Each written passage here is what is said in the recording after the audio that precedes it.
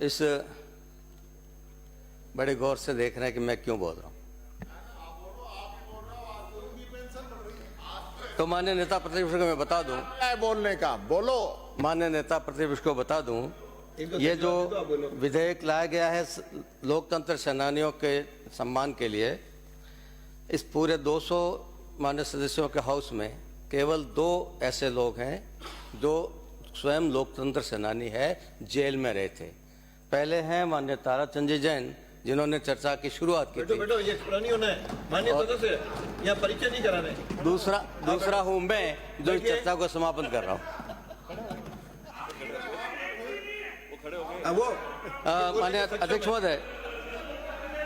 महोदय 1947 से लेकर 2025 तक इस देश में एक परंपरा कायम है कि एक परिवार ऐसा है जिसके बारे में, जिस पर कभी भी कुछ भी आंच आ जाए तो जैसे देश पर आंच आ गई हो, देश खतरे में पड़ गया हो, ऐसा माहौल बनाया जाता रहा है।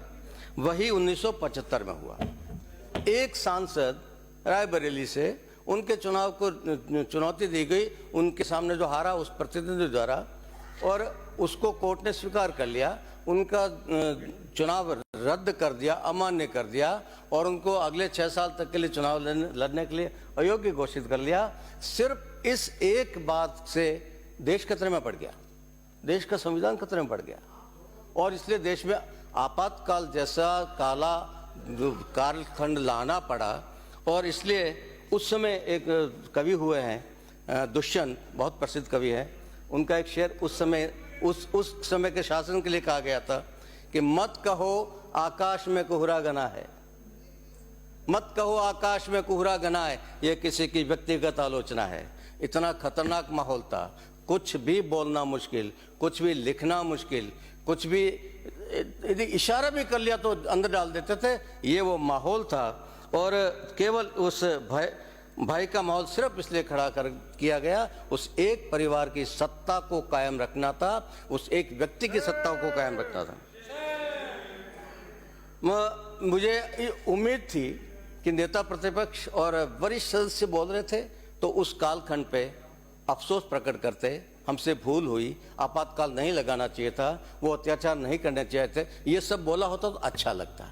दुर्भाग्य से आप में से अनेक लोगों ने उसको जस्टिफाई करने की कोशिश की, उसको न्याय संगत ठहराने की कोशिश की। इससे ज़्यादा शर्म की बात क्या हो सकती है कि उस अत्याचार को आप न्याय संगत ठहरा रहे हैं। और जिस नसबंदी को लेकर आप कह रहे हैं कि आबादी कंट्रोल करने के लिए ज़रूरी था, याद रखो नेता प्रतिपक्ष, उस नसबंदी के उस अत्याचारी अभियान का सबसे अधिक शिकार कौन हुआ?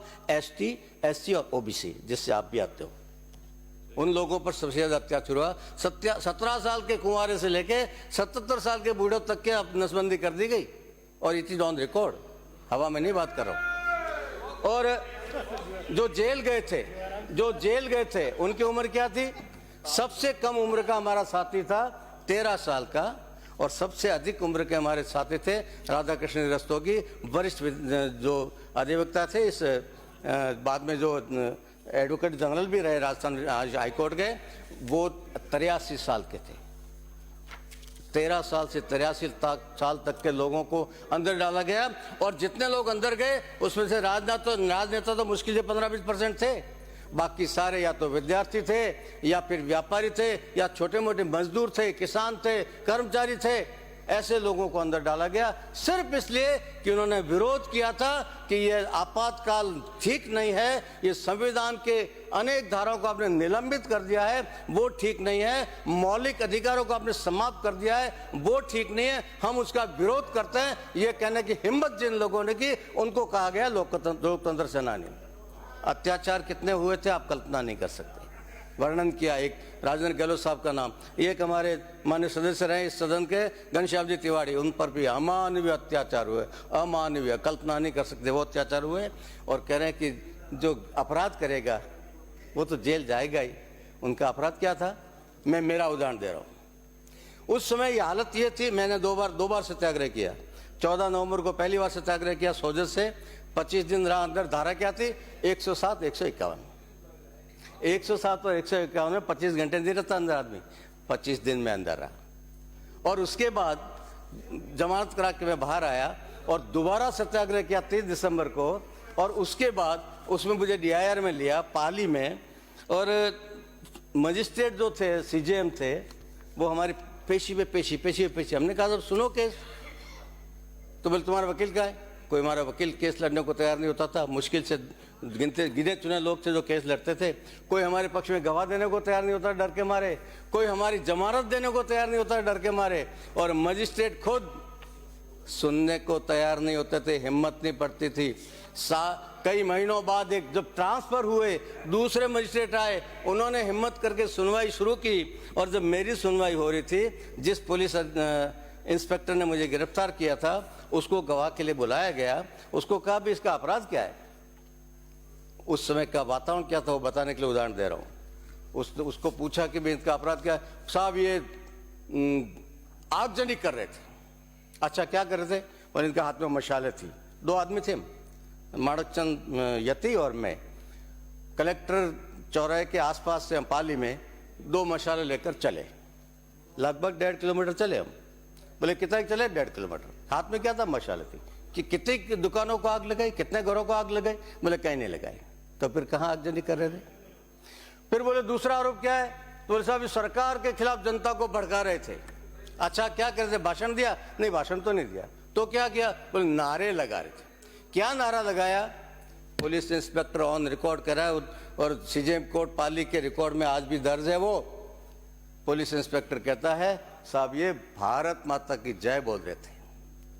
भारत माता की जय बोलना अपराध घोषित कर दिया था आपकी सरकार ने। उस पर आप गर्व कर रहे हो, उसमें शर्म आनी चाहिए थी। आपका गर्व कर रहे हो उस कालखंड पे, अब भी जस्टिफाई कर रहे हो।